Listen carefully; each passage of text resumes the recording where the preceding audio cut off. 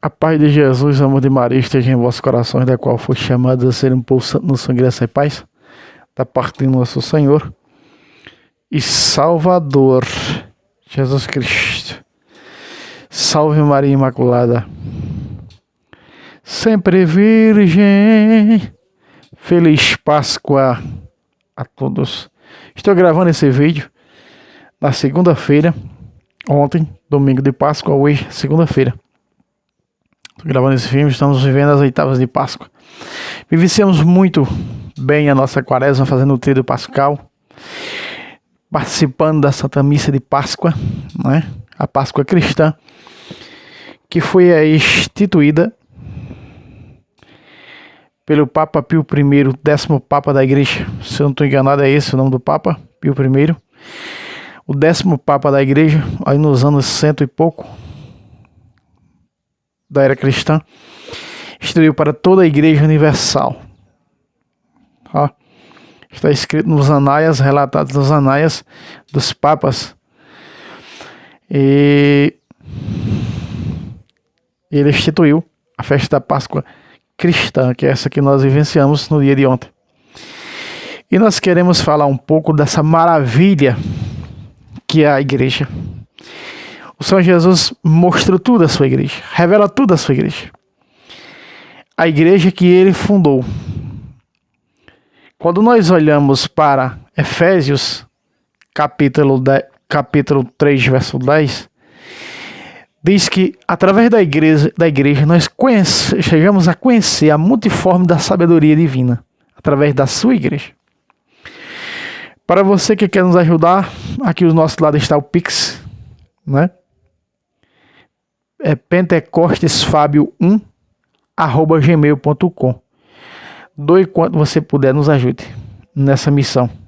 É da missão que nós vivemos, tá certo? Agradecendo as orações pela restauração da minha saúde. Fiz muitos exames, vários exames, para descobrir as dores que sinto no pé da barriga e que ataca meu rim. É uma espécie de gases que dá na barriga. São muitas as dores, os médicos não conseguem descobrir o que é. E eu conto com as orações de vocês para que eu possa seguir forte carregando essa cruz. Certo? Muito bem. Então, através da igreja, diz a Bíblia, que nós conhecemos a diversidade da sabedoria divina, Efésios 3:10. E aí, a Sagrada Escritura, para abordarmos esse tema, só avisando que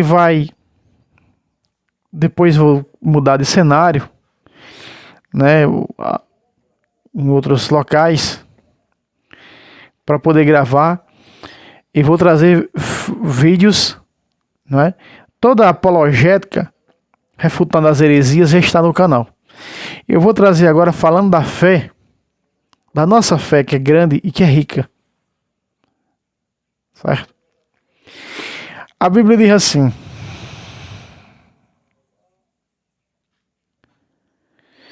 porque também Cristo morreu uma vez pelos nossos pecados, ele, justo, pelos injustos, para nos oferecer a Deus, sendo efetivamente morto, segundo a carne, mas vivificado pelo Espírito, no qual ele também foi pregar aos espíritos que estavam no cárcere, no limbo, os quais outrora tinham sido incrédulos, quando nos dias de Noé a paciência de Deus estava esperando a sua conversão. A Sagrada Escritura está dizendo que Jesus Cristo, ao morrer, está em 1 de Pedro, capítulo 3, a partir do versículo 17 em diante. Que Jesus, quando ele diz, tudo está consumado, Pai, em tuas mãos entrego o meu espírito, ele desce à morada dos mortos para pregar para aqueles que estão no limbo.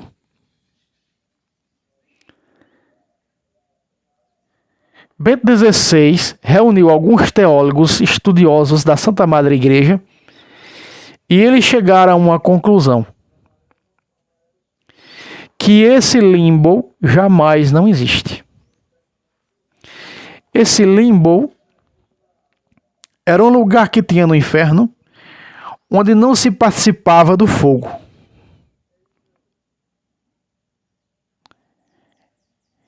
E eles chegaram a essa conclusão que o limbo já não mais existe.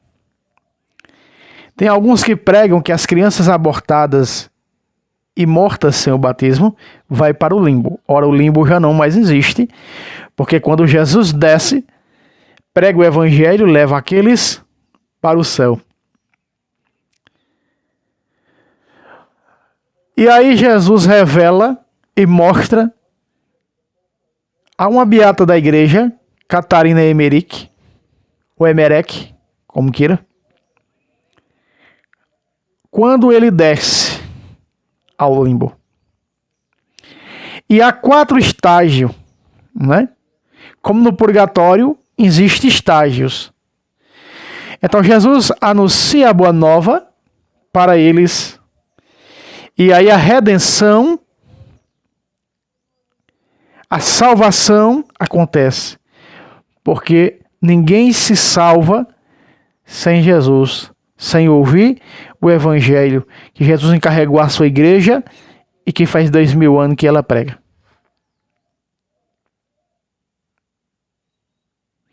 Redenção essa que só é revelada à igreja. Foi mostrada a quem? A uma beata da igreja. E a ninguém, não foi a pastor, me perdoe a sinceridade, não foi a pastor, não foi a judeu, não foi a ortodoxo, a anglicano, a ateu, a quem quer que seja, a espírita, não, foi a uma santa da igreja. Beata Catarina Emmerich. Depois você busca aí os escritos ou o livro da Beata, né? E aí vocês vão ler os relatos, inclusive o novo filme A Ressurreição, de Mel Gibson. Ele estudou muito esse livro. Tudo indica que vai ser um mega filme, né? O filme Jesus Cristo de Nazaré, a Ressurreição, né? Vai ser extraordinário. Então, dentro disso, você vai ver os estágios, o estágio de Abraão, o estágio de Adão, o estágio de Noé. São 4 estágios que há lá. Onde aquele povo veterotestamentário, que não tinha tido um encontro pessoal com Cristo, não tinham como entrar na eternidade, porque não tem como entrar na eternidade. Porque só Cristo é o selo. Ele disse ao ladrão convertido na cruz: ainda hoje estarás comigo no paraíso, a salvação, na redenção eterna. E a beata, nesta visão que Jesus mostra, ela também vê o ladrão convertido na cruz, que agora é ex-ladrão, se converteu. Então, aquelas crianças também que morrem por negligências dos pais, morrem pagão, as abortadas, elas são batizadas no batismo de Longino. Fábio, o que é o batismo de Longino? João 19:34. Em João 19:34 mostra o batismo de Longino. Vamos ver o batismo de Longino em João 19:34? Vamos lá? João 19:34.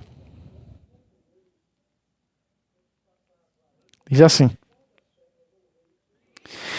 mas um dos soldados abriu-lhe um lado com uma lança.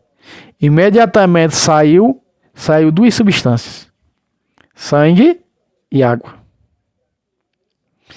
O sangue da Eucaristia, da qual não se entra na eternidade sem a Eucaristia. Quem come da minha carne, bebe meu sangue, tem a vida eterna, vou ressuscitá-lo no último dia. O sangue da Eucaristia, a água do batismo. Então Longino foi batizado, ele foi batizado nessa água, o batismo que Cristo realizou, do seu lado aberto, ele foi batizado e ele recebeu o sangue eucarístico de Cristo para entrar na eternidade. Assim, nesse ministério impregnado em Longino, é o chamado batismo de Longino, são todas as crianças que morrem pagãs por negligências dos seus pais. Elas entram na salvação. E aí, alguns tradicionalistas radicais e outros sedvacantistas, já vi, por isso eu tenho naipe para dizer, já li das suas próprias bocas, as crianças abortadas vão para o inferno. E tem vídeo meu, eu achava que eram católicos de verdade, vídeos meus dizendo, olha, antigos, né? Olha, as crianças abortadas vão para o inferno, só não participam do fogo. Segundo eles, o catecismo grandão, o romano, diz isso. Mas o catecismo grandão romano foi escrito antes de Bento XVI. Bento XVI, com os teólogos dão esse veredito, não existe mais o limbo. Então, essa é a verdade, pregada e ensinada por Padre Luiz Toro e por quem tem o conhecimento da verdade. Todas as crianças que morrem por negligência dos pais. Por exemplo, eu conheço vários casais que são protestantes. E os filhos são pagãos. Os filhos são pagãos. Se esses filhos chegarem a morrer, eles não vão para o inferno, mas eles são, pela tábua da misericórdia de Deus, eles são impregnados no batismo de Longino e elas vão para o céu. Veja como Deus é misericordioso e quer salvar a todos. E faz de tudo para nos salvar. Nós é que somos, muitas das vezes, não queremos. Essa é a realidade. E aí, nós vemos essa tábua de misericórdia de Deus. Por isso diz a Sagrada Escritura, o Evangelho foi pregado para os vivos e o Evangelho foi pregado para os mortos. O Evangelho é pregado para os vivos e o Evangelho é pregado para os mortos. Também aqui dentro tem a teologia do purgatório. Porque o purgatório existe estágios. Então Jesus leva também do seio de Abraão, que é uma prefiguração do purgatório, para a eternidade. Levam do purgatório que ouve a palavra da verdade, o evangelho salvífico do Cristo, e salva. Então o evangelho também serve para os mortos. O que é que serve para os mortos? Qual evangelho serve para os mortos? Orações pelos mortos.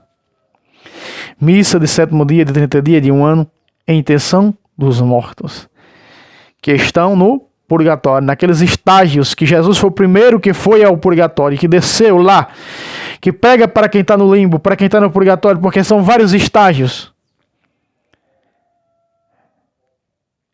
e levam para o paraíso, para a eternidade. E ainda hoje a igreja, desse ministério, continua rezando pelos mortos. Até o próprio Paulo rezou pela alma, pedindo a misericórdia de Deus, pela alma de Onesífero.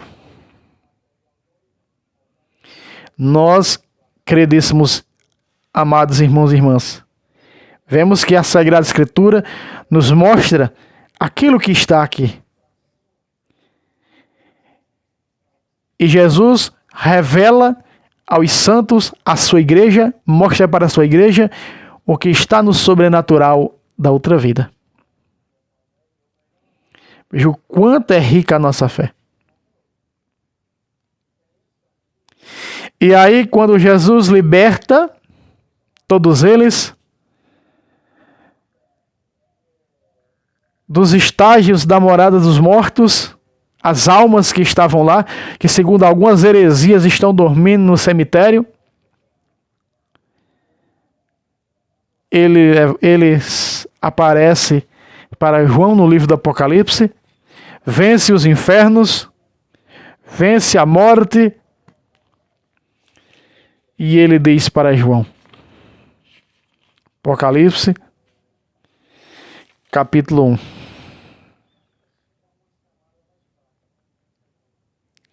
Versículo de número 18.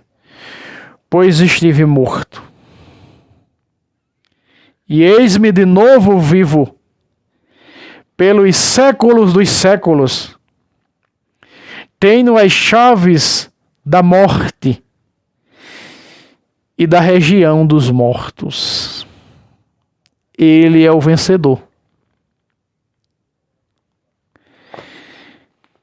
Nós sabemos que os mandamentos judaicos eram 7, chamado pelo livro do Apocalipse de 7 selos. Quem era digno de romper os selos e de cumprir esses 7 mandamentos? Esses mandamentos da antiga aliança? Ninguém.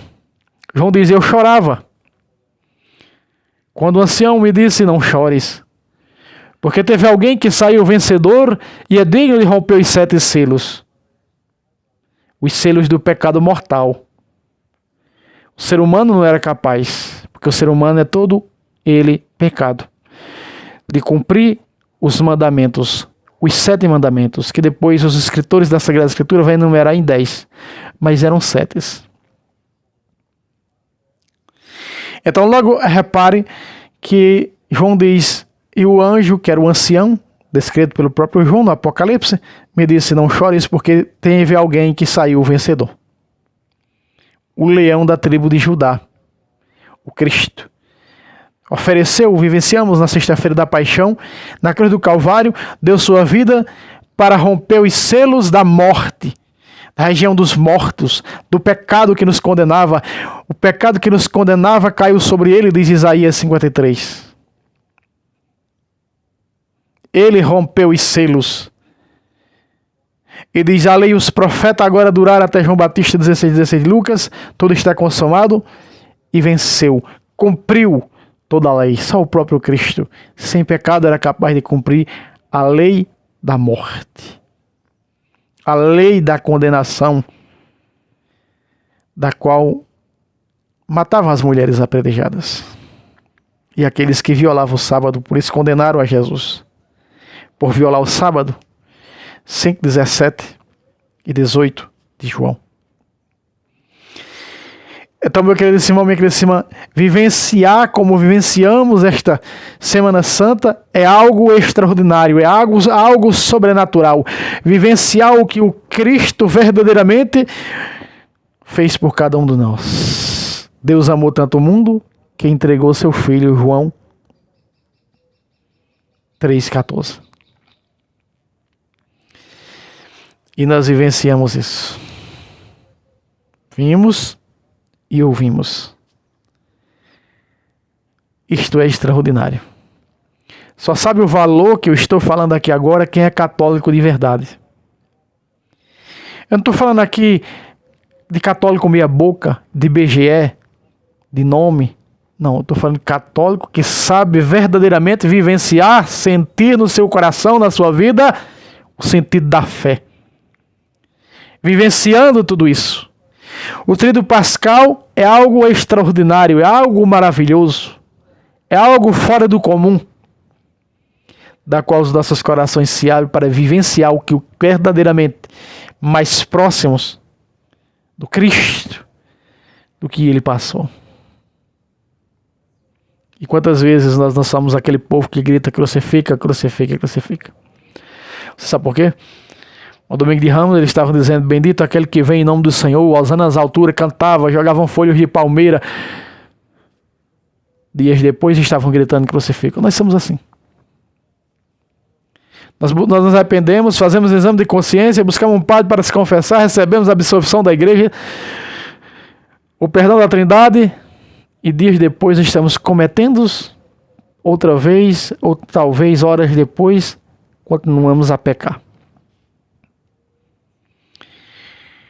Com a mesma língua que dizemos e glorificamos e bendizemos ao Senhor, com ela nós pecamos. Com ela nós crucificamos o próximo. Então, vivenciar, ter isso em nossas vidas, o sentido da fé. O Evangelho foi pregado aos vivos e aos mortos. Deus é Deus dos vivos e também é Deus dos mortos. Por isso Cristo, ao subir, levou consigo uma nuvem de testemunhas.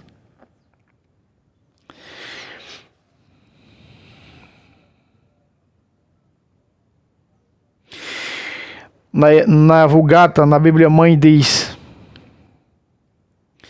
em Filemon 1:5 e em Efésios 1:15,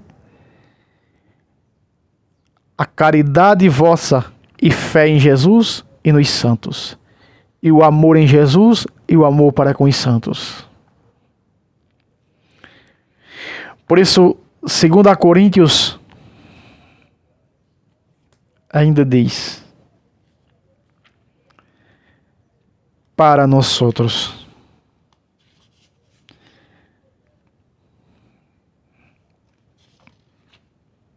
Isso é algo extraordinário.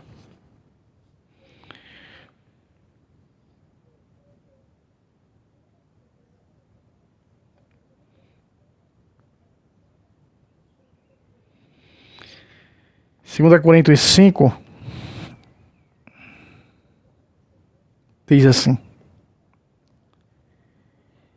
porque sabemos que se a casa terrestre desta nossa morada, que é o corpo, for desfeita quando morremos, temos de Deus um edifício, uma casa não feita por mãos humanas,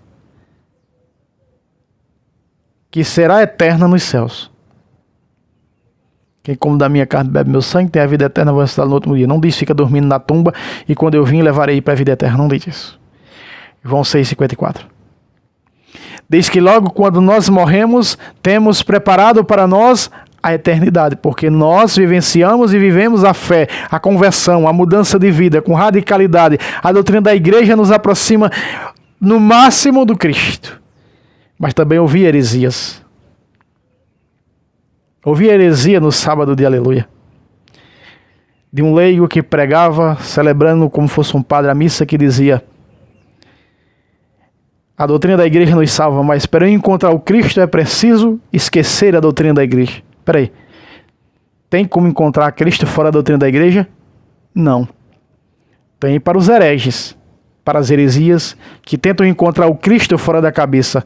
Colossenses capítulo 2, versículo 19 vem dizer: temos como chegar à cabeça sem ser pelo corpo? Que é a igreja, que é a doutrina, a sã doutrina salvífica. Não tem. Não existe essa de encontrar Jesus fora da doutrina da igreja. Vai morrer abraçado com o capeta e não sabe disso. Misericórdia, Senhor, dessas pessoas. Então a Sagrada Escritura no verso 2 continua: por isso também suspiramos, desejando ser revestidos dessa habitação celeste que é o céu. Todo dia fomos encontrados vestidos e não nus. Cuide para não achar nu de Jesus, veste de mim. Porque nós que estamos neste tabernáculo, nessa vida, gememos carregados com o horror natural da morte, porque não queremos morrer, mas se revestir por cima aqui, a fim de que em nós, mortal, seja absorvida pela vida imortal. Ora, o que nos formou para isto mesmo foi Deus, que nos deu o penhor do seu Espírito. Por isso estamos sempre cheios de confiança. Sabemos que enquanto estamos nessa vida, neste corpo, estamos longe do Senhor, porque caminhamos para Ele pela fé, não pela visão. Cheios de confiança, temos mais vontade de nos ausentarmos do corpo, de abandonar esta vida, para estar presente com Ele, o Senhor, no céu. Por isso, quer ausente, presente, façamos para lhe agradar, porque é necessário que todos nós compareçamos diante do tribunal de Cristo, para que cada um receba ali a devida paga enquanto estava no corpo, segundo o bem ou o mal que fez. E ali vamos para o tribunal de Cristo quando a pessoa morre. ali acontece o julgamento, como foi mostrado na Santa Brígida. Ou vai para o céu, a eternidade, o paraíso, ou para o inferno, ou se ainda com o estado de penas. O que é uma pena, irmão Fábio? O sujeito mata um, ele se converte, se arrepende, Deus perdoa seus pecados através do milagre da confissão, mas a pena não, porque ele teria que ressuscitar o morto que ele matou. Aquele que ele matou, ele não consegue ressuscitar. Então essa é a pena. Então as penas, se tiver penas, vai para o purgatório, para poder ser purificado completamente, para poder entrar no céu. Descrito como Jesus como prisão, tanto no Evangelho de Mateus 5 como em Lucas 12. São Paulo chama de fogo em 1 Coríntios 3,15. Será salvo passando pelo fogo. Esse fogo, a igreja diz, para purificar a alma, e por isso nasceu o termo purgatório, de purgar, purificar. Então, meus irmãos, seguimos firmes, fortes na fé, vivenciando a nossa fé, como é linda, é maravilhosa. Não é? Isso é algo extraordinário.